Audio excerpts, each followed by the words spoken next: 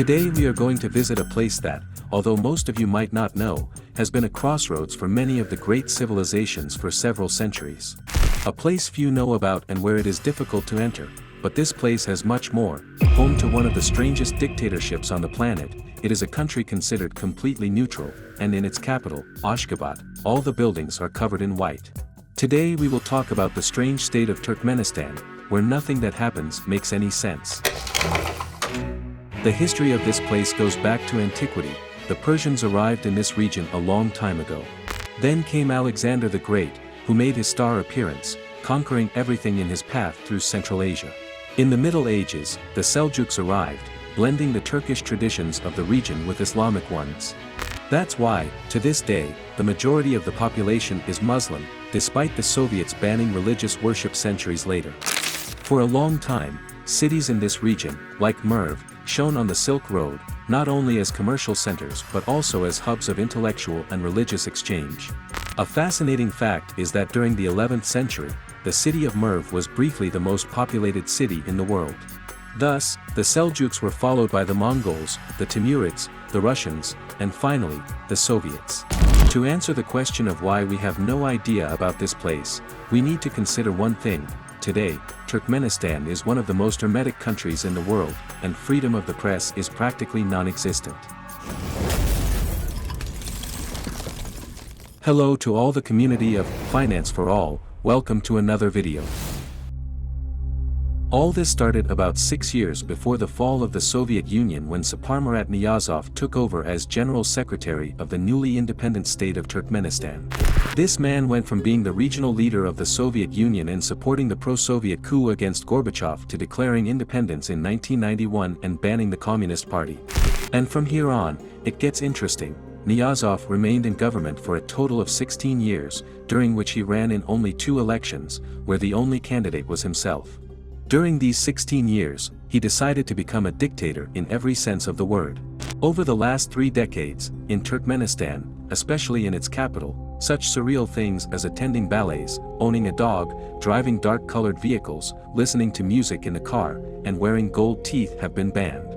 To give you an idea, Niyazov made students obligatorily memorize a book he wrote, the Runama. This book, which he claimed to have written under the guidance of Allah, is a kind of spiritual guide that talks about morals and civics. It is so important there that, to this day, Turkmen officials must be tested on it every year, and doctors must swear loyalty to the book to practice. This figure believed his book was so magnificent that he had a Russian rocket put it into orbit around the Earth. There is even a huge monument to the book there, which is nothing more than the book itself but in a giant version. Until recently, it would mechanically open every night, and a recorded voice would randomly read a paragraph. Of course, he dedicated himself to replacing the statues built in honor of Lenin with ones of himself. As a good tyrant, he also created such strange national holidays as Melon Day. This day is celebrated to honor this fruit, which is very popular in the country, but it turns out he also introduced Horse Day. This is important because Turkmens have a deep respect and love for these animals, especially the Akaltek breed, known for its speed, endurance, and shiny metallic coat. These horses are considered national treasures and are an important part of Turkmen culture. Naturally, the beloved leader also changed the names of the months of the year, replacing them with names of local symbols and national heroes, including his own mother in April and the Runama in September, and of course, Turkmenbashi, meaning himself, in January. But one of the most particular things that marked Niyazov's dictatorship was promoting absolute neutrality for his country on the international stage. There is even a huge monument to neutrality, consisting of a towering structure with a golden statue of the dictator atop it. Needless to say, despite all these eccentricities and the fact that they may amuse us a bit, this regime seems to be one of the most repressive on the planet, right? Well, in 2006 Niyazov suddenly died, and you might think, the Turkmen people were lucky to be rid of him, but no. It turns out he was succeeded by one of his trusted men, as well as his dentist, Gurbanguly Berdimuhamedov. After inheriting the legacy, he didn't hesitate to copy the authoritarianism and eccentricities of his predecessor, adding, of course, his personal touch. For example, he reversed some of the previous tyrant's policies, such as the ban on opera, the ban on studying English, and he also downplayed the importance of the sacred book, the Runama. Regarding the latter, Berdimuhamedov added a few of his own texts and also replaced the other dictator statues with his own.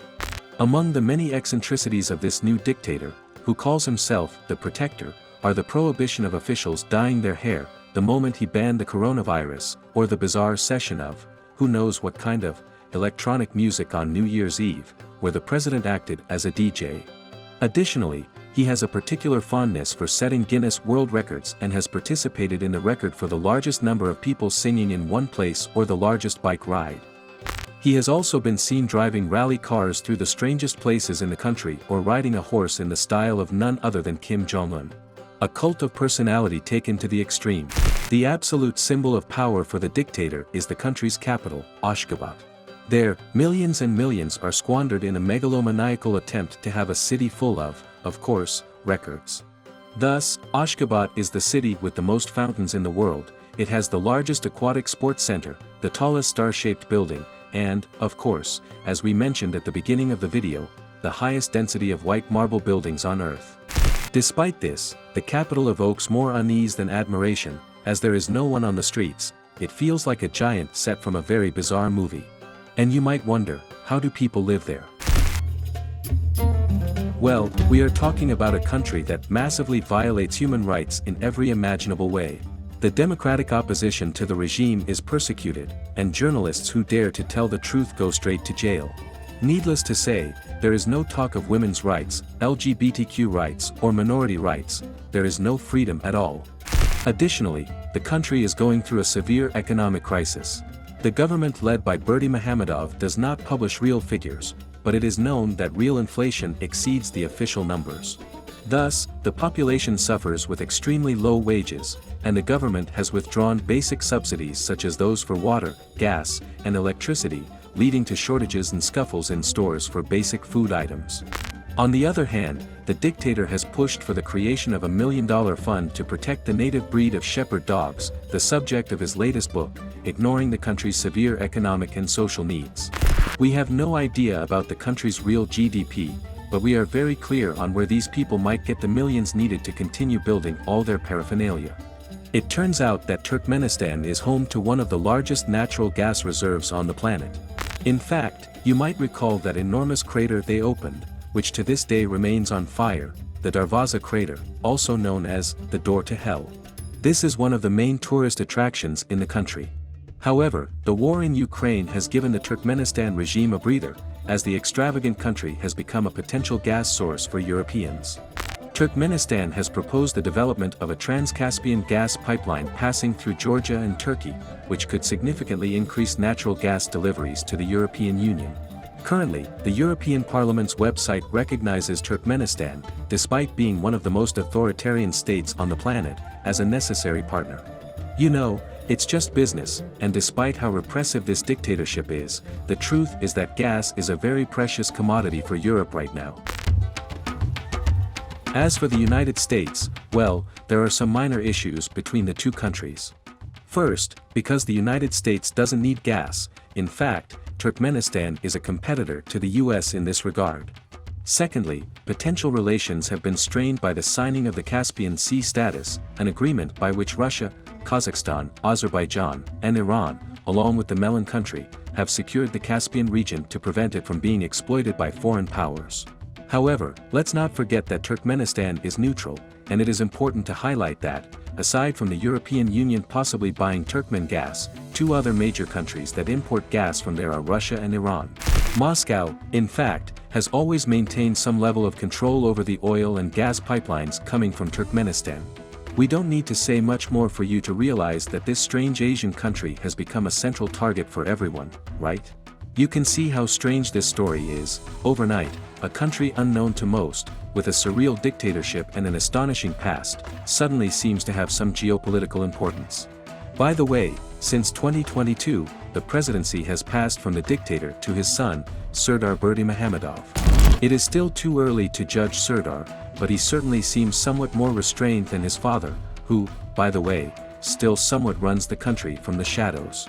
Nonetheless, it is possible that Turkmenistan has realized that better utilization of its resources could go hand in hand with opening up to the world. If that's the case, a leader with a less extravagant appearance could suit them much better. And that's it for today's video. If you have any information or opinions on the matter, feel free to share them in the comments.